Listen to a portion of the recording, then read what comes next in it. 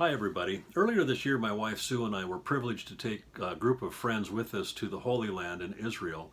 And one of the places we did not get to see was a place called Caesarea Philippi.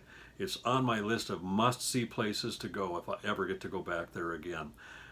I've got a couple of pictures in my main email message with this podcast that shows you a couple of pictures. One of them as the site is today, and the other picture is an artist's rendering of what it would have looked like during the time of Jesus based on archaeological digs. Now, Jesus took his disciples there for one of his most important messages to his closest followers. Caesarea Philippi was a shrine to three gods, and then another place called the Gates of Hades.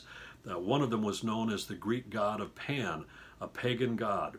And this Greek god Pan was one that was known to generate fear.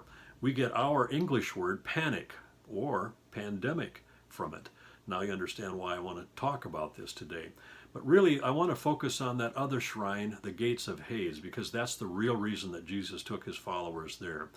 The Gates of Hades was there, and Jesus asked them the question. He says, "Who do people say that I am?" And they gave him a number of different answers. John the Baptist, Elijah, Jeremiah, one of the other prophets. And Jesus then said, "Well, who do you say that I am?" Simon came up with probably the best thing he ever said in his entire life. He says, "You are the Christ, the Son of the living God." And Jesus said, "Blessed are you, Simon, son of Jonah, for God is the one that revealed this to you. My heavenly Father in heaven revealed that to you. This is a rock of revelation." He gave him a new name. He said, "You are now called Peter. And upon this rock," the word Peter, the name Peter, means rock, of course. And he says, "Upon this rock I will build my church, and the gates of hell," or gates of Hades, "shall not prevail against it."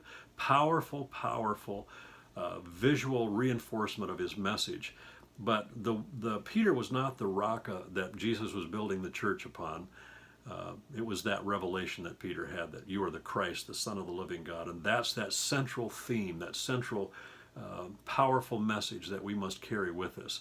And so the other word that I want to focus on is the word church. And you've heard me say this before probably, but that word church is the Greek word ekklesia. Some call it ecclesia.